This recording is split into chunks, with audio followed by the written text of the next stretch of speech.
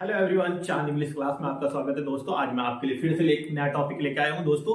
20 days 20 marathon में आपका स्वागत है। अगर आप इस चैनल के माध्यम से जुड़ेंगे तो मुझे उम्मीद है कि बिहार बोर्ड में इंग्लिश से रिलेटेड जो क्वेश्चन आ जाएगा आप धुआं धुआं उड़ा के आएंगे दोस्तों, और सेकंडों में बना के आएंगे। अगर आप मेरे चैनल पे पहली बार जुड़े हैं तो सबसे पहले लाइक करें, सब्सक्राइब करें और दोस्तों के बीच ज्यादा से ज्यादा शेयर करें और इंग्लिश में क्रांतिकारी मचा दे दोस्तों। बिल्कुल आपको डिसअपॉइंट होने की जरूरत नहीं। मैं आपको ऐसे सिखा दूंगा कि आप क्वेश्चन देखते ही आप आंसर दे के आ सकते हैं। तो आज मैं आपके लिए लेकर आया हूं ऑटो अटम, रेनबो चैप्टर का पोयम का 4 नंबर चैप्टर है दोस्तों। तो ऑटो अटम से क्या क्वेश्चन आएगा दोस्तों, मैं आपको आज ऐसे क्वेश्चन पे बात करने वाला और ऐसे कॉन्सेप्ट देने वाला हूं जिससे आप आसानी से एग्जाम में हल करके आ सकते हैं दोस्तों।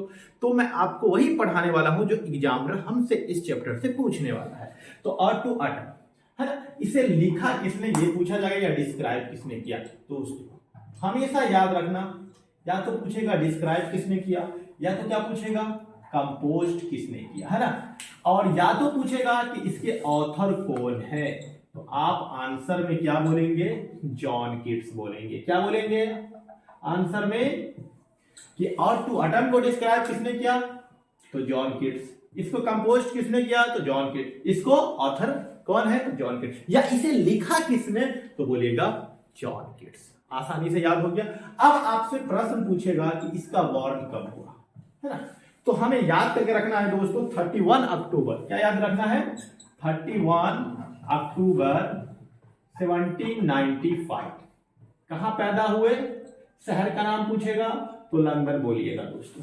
कहां, लंदन, है ना। 31 अक्टूबर 1795 लंदन में पैदा हुए। दूसरा कंसेप्ट याद रखना है कि इनकी मृत्यु कब हुई। क्या पूछा जाएगा डाइट, यह मरे कब दोस्तों। तो आप आसानी से याद रख सकते हैं कि जब डाइट पूछे तो बोलेगा 23 फरवरी, है ना, 23 फरवरी। और क्या याद रखना है 1821। 1821 से मात्र ये 26 साल तक, कितने 26 ईयर तक ही दुनिया के अंदर थे। उसके बाद यह दुनिया से चल बसे दोस्तों। तो पूछा जाएगा कौन ऐसे पोएट थे जो 26 साल तक जिंदा रहे, तो आप बोलिएगा जॉन कीट्स। आप ऐसे घटा भी सकते हैं दोस्तों, 11 में से 5 गया 6, आप आसानी से बनाकर आ सकते हैं। इनकी मृत्यु कैसे हुई थी, एक प्रश्न ये भी आता है, तो बोलिएगा बिकॉज ऑफ, है ना। कारण क्या था मृत्यु का तो बोलिएगा ट्यूबरक्लोसिस, है ना। क्या था ट्यूबर, बोलिएगा ट्यूबर क्लोसिस, है ना।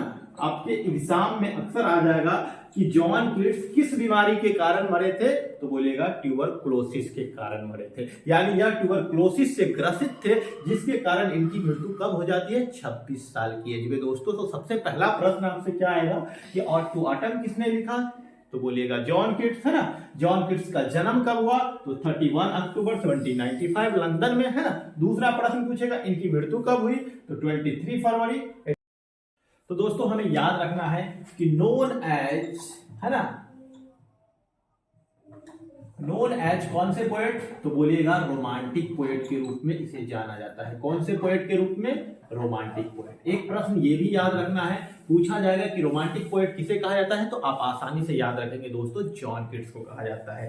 किसे कहा जाता है, जॉन कीट्स को कहा जाता है। अब हमें सबसे इंपॉर्टेंट प्रश्न याद रखना है कि इस पोयम के अंदर कितने स्टैंजे थे तो 3 स्टैंजे थे, है ना। ये सबसे इंपॉर्टेंट प्रश्न है कि देयर आर, है ना, 3, ये ऑप्शन में दिया रहेगा दोस्तों 3 स्टैंजा। क्या बोलेंगे 3 स्टैंजा इन दिस, है ना, इन दिस पोयम। क्या बोलेंगे 3 स्टैंजा इन दिस पोयम, है ना। फर्स्ट स्टैंजा में जो डिस्क्राइब किया था जॉन कीट्स ने, उसके बारे में आपसे प्रश्न पूछा जाएगा कि फर्स्ट स्टैंजा में इन्होंने क्या डिस्क्राइब किया था। तो हमें याद करके रखना है दोस्तों कि फर्स्ट स्टैंजा में इन्होंने बताया था ऑटम ऑफ बाउंटी, जिनका मतलब होता है राइपनेस ऑफ फ्रूट। आपके ऑप्शन में मिलेगा कि राइपनेस ऑफ, है ना, राइपनेस ऑफ फ्रूट किस स्टेंजा में जॉन कीट्स ने डिस्क्राइब किया था। तो हमें याद करके रखना है फर्स्ट स्टेंजा में, फर्स्ट स्टेंजा में। अब याद रखना है कि तीन स्टेंजा के प्रत्येक स्टेंजा यानी इच स्टेंजा में कितने लाइन थे, तो हमें याद रखना है कि सब स्टेंजा में 11 लाइन से। कितने लाइन से? अगर आपसे पूछा जाए कि इच स्टेंजा में कितने लाइंस थे तो आप बोलिएगा 11 यानी 11 लाइंस। एक प्रश्न ये याद हो गया। दूसरे स्टेंजा में इन्होंने क्या डिस्क्राइब किया दोस्तों, हमें ये याद रखना है। तो आसानी से आप याद करके रख सकते हैं कि दूसरे स्टेंजा में हार्वेस्टिंग ऑफ फ्रूट को इन्होंने डिस्क्राइब किया। किसे? हार्वेस्टिंग, है ना, ऑफ फ्रूट। तीसरे स्टेंजा में दोस्तों याद करके रखना है कि तीसरे स्टेंजा में इन्होंने क्या डिस्क्राइब किया, तो हम आसानी से कह सकते हैं कि साउंड ऑफ एटम को इन्होंने डिस्क्राइब किया। किसे किसे डिस्क्राइब किया, तो बोलिएगा साउंड ऑफ एटम। किसे डिस्क्राइब किया? Sound of atom. अब प्रश्न कहीं से भी आ जाएगा दोस्तों, आप आसानी से बना के आएंगे और जॉन किट्स में इससे ज्यादा प्रश्न नहीं पूछेगा। कुछ इंपोर्टेंट और प्रश्न बता देता हूं जिससे आपके सारे प्रश्न आसानी से हल हो जाएंगे। चलिए नेक्स्ट कॉन्सेप्ट की तरफ चलते हैं। सबसे इंपॉर्टेंट पॉइंट पे अब बात करने वाला हूं, तो हमें याद करके रखना है जो सबसे ज्यादा एग्जाम में पूछा जाता है, आप याद करके रखिएगा। ही स्टडी, है ना, जब ये पढ़ रहे थे तो इनके पिताजी की मृत्यु हो चुकी थी। तो कौन से स्कूल में पढ़ रहे थे ये आपसे पूछा जाएगा, है ना, कौन से स्कूल में, तो आप बोलिएगा क्लर्क्स स्कूल एट इनफील्ड। कौन से स्कूल? क्लर्क इनफील्ड, ये जगह का नाम है ना। और इसे इंटरेस्टेड किस चीज में था ये पूछा जाएगा, तो हमें याद करके रखना है कि जॉन किट्स को इंटरेस्टेड बॉक्सिंग और क्रिकेट में था। क्या था? बॉक्सिंग एंड क्रिकेट में। किसमें? तो बॉक्सिंग एंड क्रिकेट याद करके रखना है। ये भी प्रश्न आएगा तो हम आसानी से सॉल्व कर सकते हैं कि इसे इंटरेस्ट किस चीज में था, तो बॉक्सिंग एंड क्रिकेट में इंटरेस्टेड थे ये। ठीक है, इनकी पहली पोयम जो थी याद करके रखिएगा दोस्तों, हिज फर्स्ट, है ना, हिज फर्स्ट पोयम जिसका नाम था लामिया। क्या नाम था? लाइन इन, क्या याद रखना है?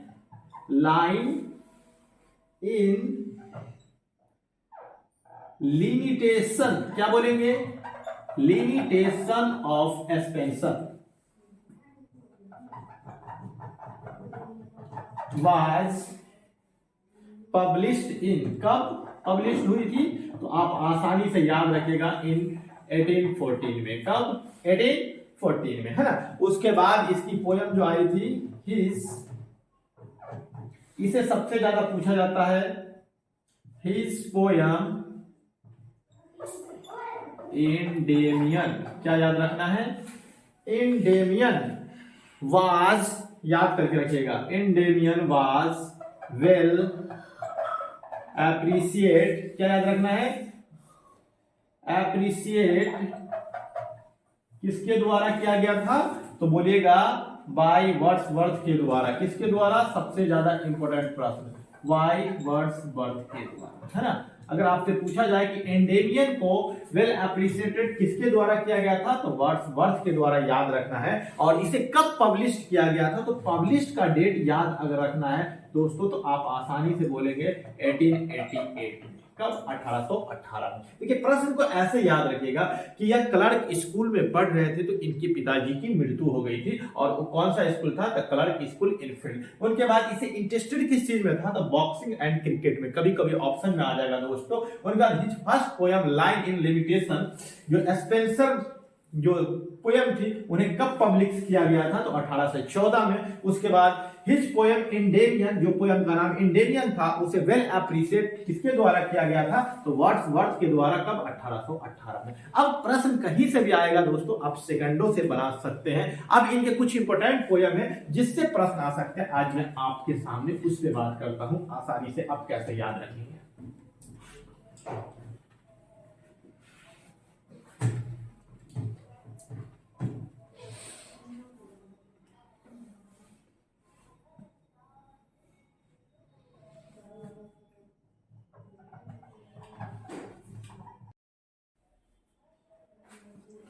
तो सबसे पहले पूछा जाएगा कि हिज इंपोर्टेंट पोयम, इनकी सबसे ज्यादा इंपोर्टेंट पोयम कौन थी जो जॉन किट्स के द्वारा लिखी गई थी दोस्तों, तो हमें याद करके रखना है टू अ नाइट एंगल, और लामिया एंड हाइपेरियन। क्या याद रखना है? लामिया एंड हाइपेरियन जो सबसे ज्यादा पूछा जाएगा। उसके बाद याद रखना है, इससे इंपोर्टेंट जो प्रश्न आ सकते हैं कि इस पोयम में इन्होंने चर्चा किया था ब्यूटी इज ट्रूथ। क्या चर्चा किया था? Beauty is truth. क्या कहा था? और ट्रूथ इज ब्यूटी। क्या कहा था? Truth is beauty. क्या कहा था?